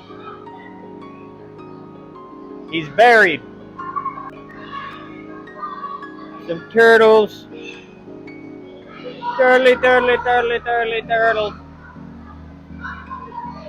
That is a red-eared slider, I know that. That's a soft-shelled something. I am not talking like I was in the Cosmosphere because Bucky Borealis is not up to date on ocean life or water creatures. I don't even know what any of these guys are, but they look cool. And the TikToks are going to be rich. All right, we're going to go to the tropical room. I think our tour guide is in with another group. Are they in there? I think she's in another group. We'll go back. We'll just have to come back.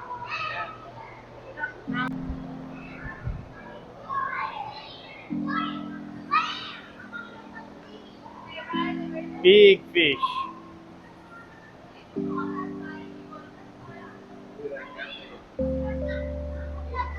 Yeah, I know. The big catfish down there. These guys are monsters. Look at him go. Look at him shoot around.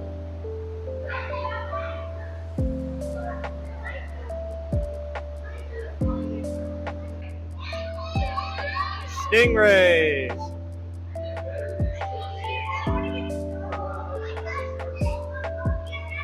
It's not a shark, but it's related to one.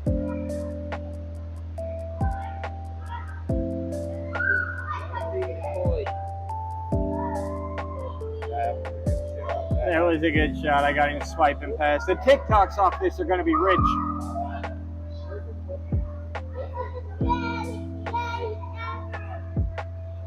Yeah.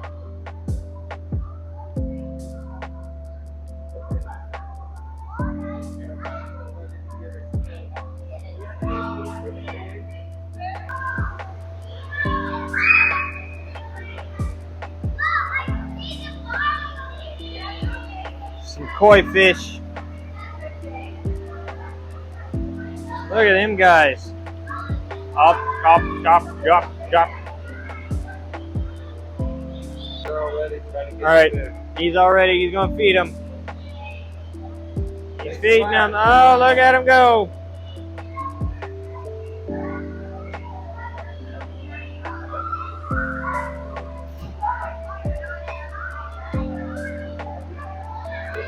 I'm glad you picked the aquarium.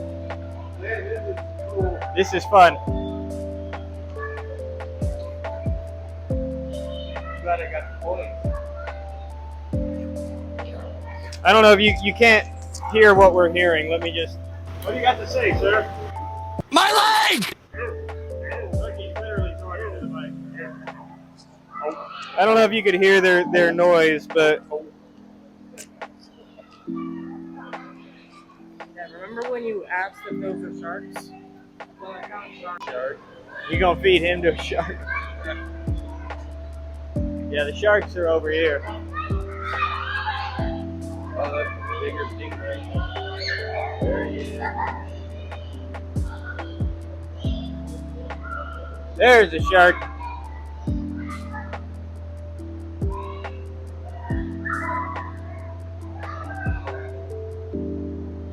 That's a cool aquarium.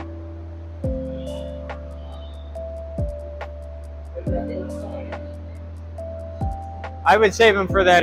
We'll have to go do that reptile exhibit thing. Because it looks like this is the end of the road. Maybe not.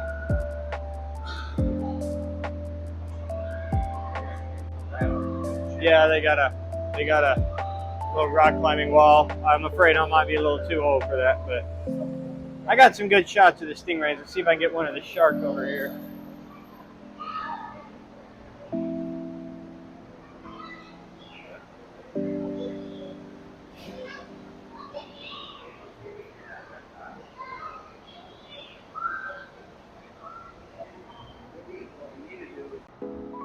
It's a scarlet macaw. Hello. We're gonna go see if we can feed the reptiles. Shark. His name wouldn't happen to be Bruce, would it?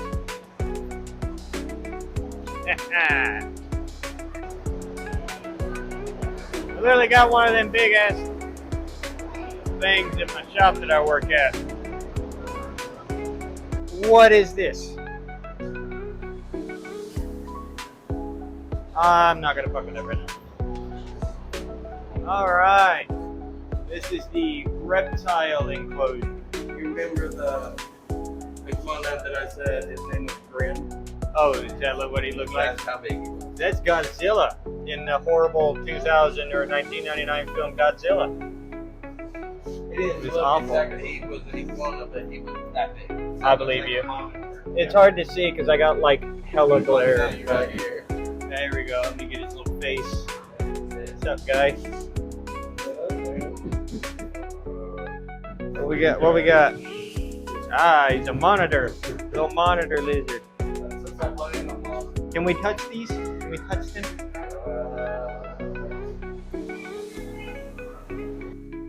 But I'm not going to, out of respect.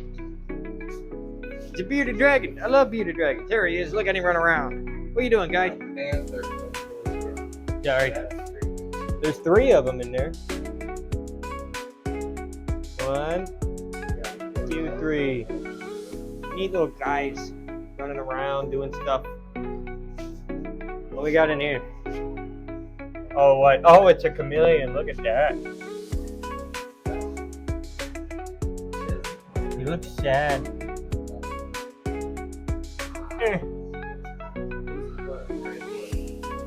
This is Grim. 100% that is Grim. This one says "Do not touch." Yes. That one makes it known.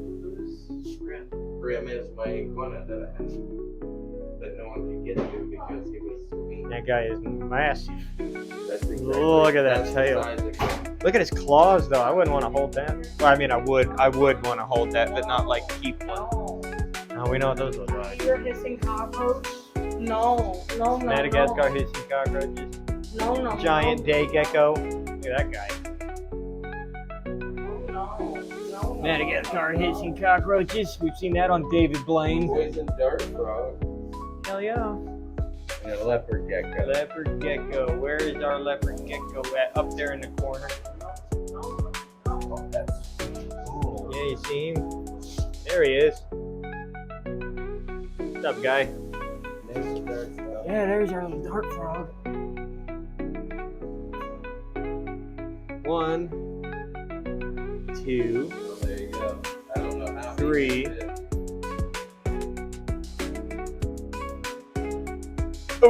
Oh no. Oh, good lord. Oh, spare me. Oh, I don't even want to get the camera close to him. If he jumps at me, I'm throwing the camera. You think you're funny. I generally try to keep a cool temper. That's a good way to make me lose my shit. Yeah, that's the reason why I didn't do it. What's down here? Oh, it's little beetles. Green. Little beetles. Oh, Little beetle guys.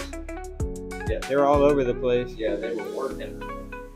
Striped knee tarantula. I hate that in every sense of everything. Good Lord. And then what's in here? Nothing. Oh, green tree python. There we go. There he is. Do I get a face? You gonna show me your little looker? No. Well, there you go. It's quite neat. I like these guys. Pretty cool. We're gonna feed the stingrays. Oh, I can touch him. Can I get in there? Here comes one. Oh my good Lord, he is so slimy. So what? Slimy. That was slimy as hell. Can I get down in there? Ah, I missed him. He glided right up alongside my hand. What is that?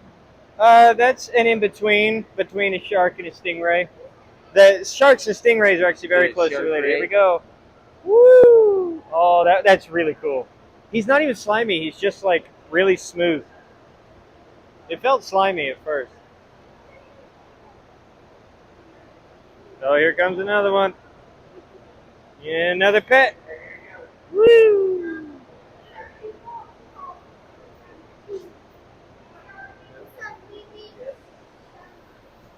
What's up? Okay, good to know. Is that okay? Do you have any secret allergies? Yes. Okay, here's what I would also Okay. Shrimp. Okay. Raw shrimp. You could probably touch it. You're not as severe as I am. I'm good. I don't feel like it. Have turtles.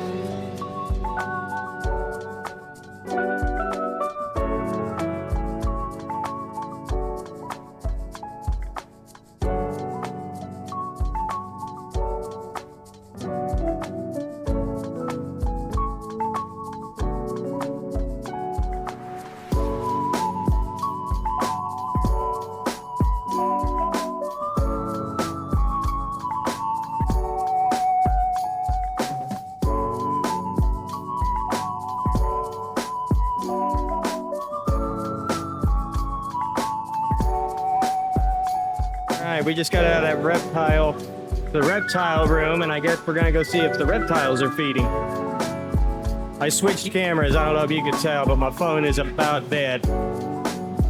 So we're gonna go see.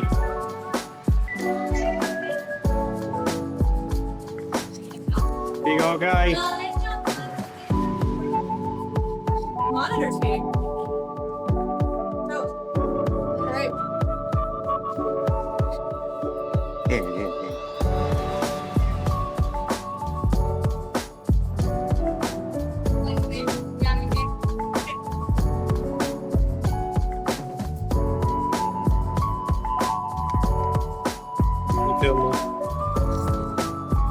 Thank you.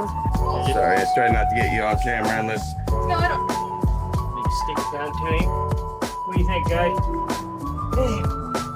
Maybe. Oh, I think I might. I'll take it. I'll have some of that. You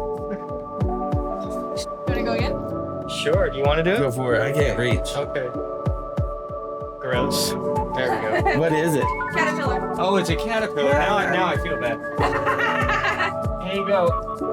I think I'll have me some of that. Yeah. Yay!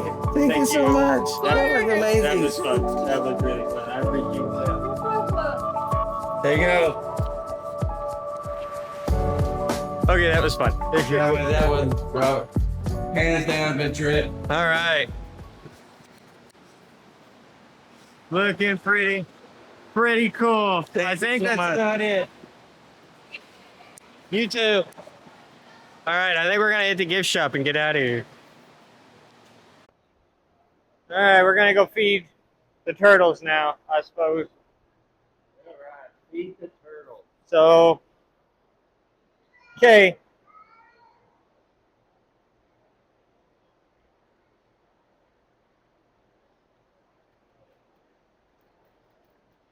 It won't come off my hand. Oh yeah. There they go.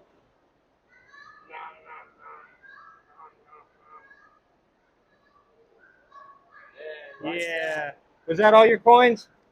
I got 2 more. Got 2 more.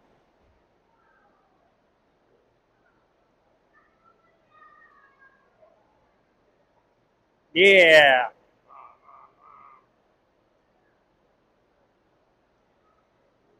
All right, I gotta go wash my hands.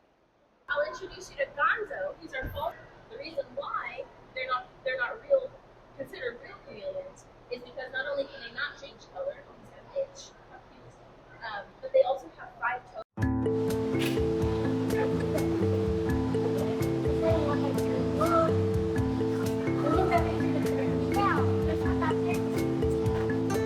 So the tortoises are the red-footed tortoises. Them and our red tigers, which are the big lizards, are native to South America. Can we feed them? None of us in here. Oh, no, it's all good. All good. I'm pretty sure this is Garfunkel. Garfunkel. His friend Simon is somewhere. He's got a bumpier shell. He's the bigger bumpy shell. So those are the oldest ones that we have. I'm pretty sure they're about 16. Nice. These guys can live pretty long too. They live 50 to 60 years.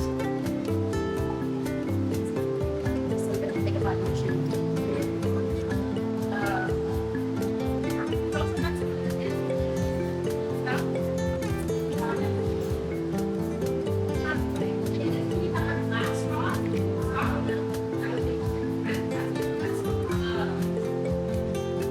Why they're called glass rocks because they're so difficult to see. Their bodies are really translucent, which means that you can almost see entirely through them.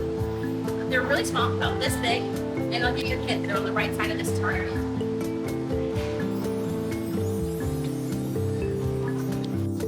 Tail, in comparison to their body of any animal in the world, is 3 times the length of their body. Any animal alive right now. I don't know about extinct. You see it? I got close. Where we at? Oh, wow. The tail that The tail that's like twice as long. They're also straight. prehensile, so that they can hold on to things for frozen. That makes sense. That's cool. You guys find the throat? They're on the right side, on one of the leaves. Oh, that's what they're sweating. I know. They're called glass rocks because it's so difficult to find. Right? It's a good eye test, I think. Yeah. And then this one is our Amazon milk frog. They are called that because of the poison they secrete when they feel threatened. It's like a... But don't use their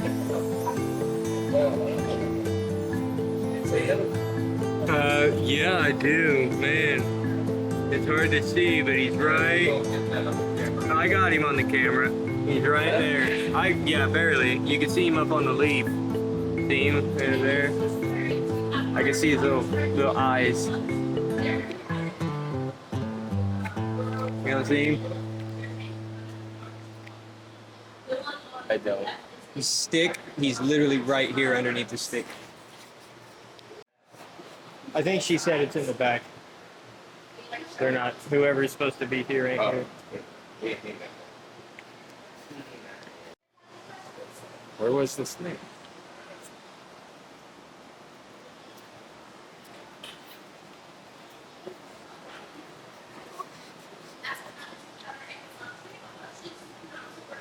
I don't know who's in there.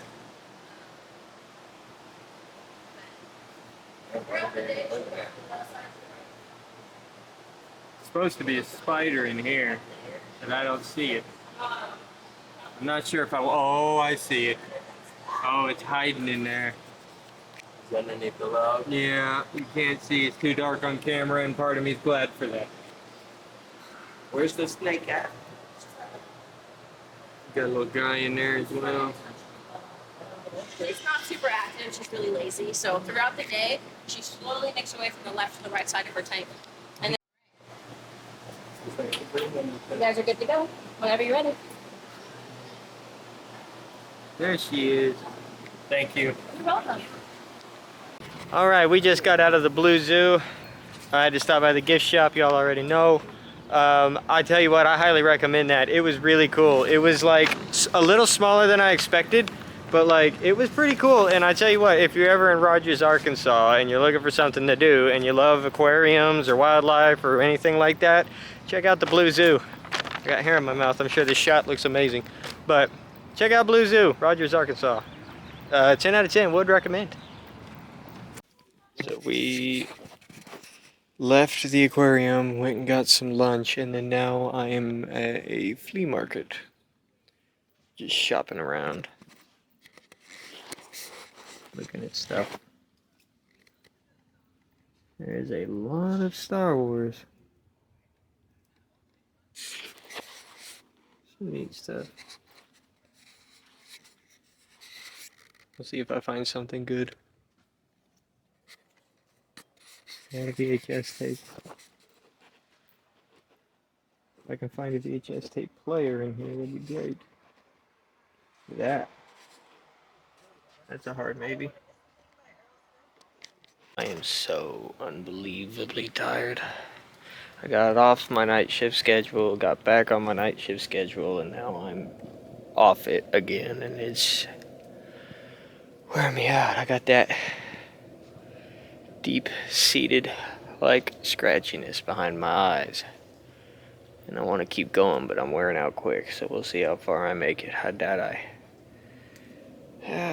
I stay conscious through the ride home, and I'll be honestly really surprised if I do. Keep finding more rooms. Smells like my grandma's house in here.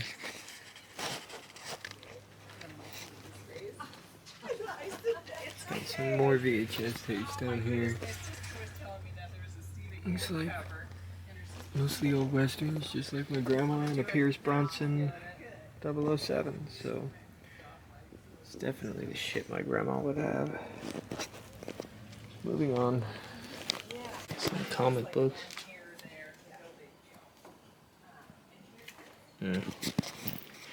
Loose tunes for kids. Where's that? Right here. Keeps on going. This place is huge.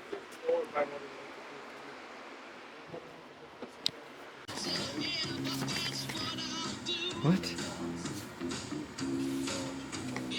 Every issue since 1888. This is really cool. Can't tell if it's gonna go to my TV though or not. Yeah. They're selling soap. Literal soap. Okay. Books. Lots and lots of books. It's gonna take me hours to sift through this. I'm not sure I got it in me. Something doesn't catch my eye. The Pillage of the Earth. More Star Wars. Every single room I've been in has got Star Wars in one film or another. Or at one point or another. Oh, here's another one. What? Adolf Hitler. That's nice. Yeah, look at all these. I like the Ant-Man, but it's... Yeah. Oh no, We got games and everything. amazing. Alright, here's all the stuff I got. I got this cool bookmark from the Cosmosphere. I got another Artemis patch to put on my jacket. This little guy, I could not believe they didn't have any pins or keychains at the Blue Zoo, so this guy is going to go on my backpack somewhere, my camera bag. I got this at the flea market. I just could not, it's all discs. So like, it's a DVD. And then this is like, look at all these. These are all discs. So that'll all have to go on my computer, but I just could not resist having every issue since 1888 on digital. And this was, I think 2003 or somewhere around there. 2003, somewhere around there. I got this shirt, I'm trying to do it with one hand.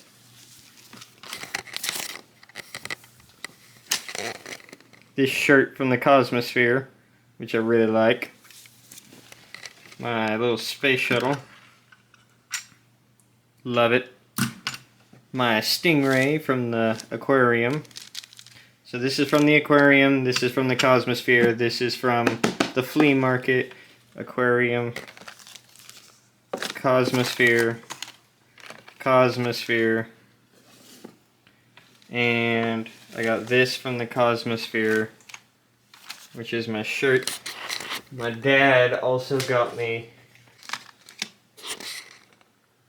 this really kick-ass coin. Also got me this actual flown metal.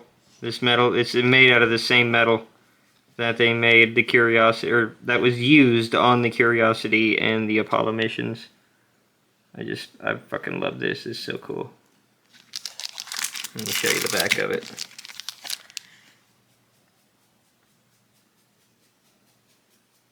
That's just so cool. Also got this really cool poster from the, that didn't make it any better. This really cool poster from the flea market. I love that so much. Isn't it so cool? I'm trying to get all the glares from my lights out of it. There you go. It's made from Atari. That's really cool, isn't it? Yeah. I also got a little bit of bling. This bracelet I bought, the money from buying these bracelets are supposed to be able to go towards wildlife conservation, and in each one you can track whatever animal it's about. In this case, this one is a whale shark. You can see it says each bracelet tracks a whale shark, and it gives you a QR code you can scan and track. You can see a little whale shark on there. And on like each bracelet, you're supposed to be able to track the animal that you're that you bought, I guess. I haven't done it yet, but I'll let you know how that turns out. And then my brother just got me this necklace at the Cosmosphere. So those are my souvenirs. Pretty cool. I'm happy with all of it. I love them.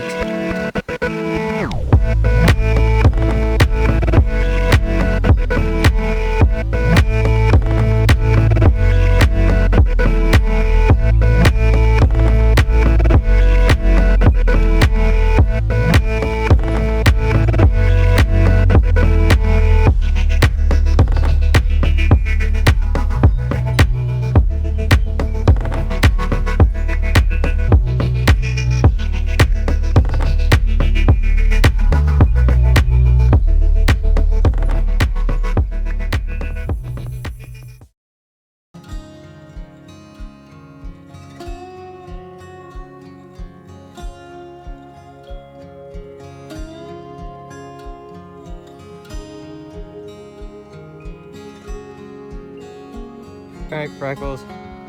Come on. Come on, get in. Yeah. There we go.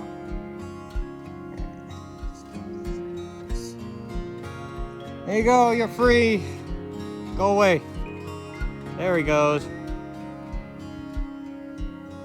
That's like the perfect shot. They were way out there. You'll find them.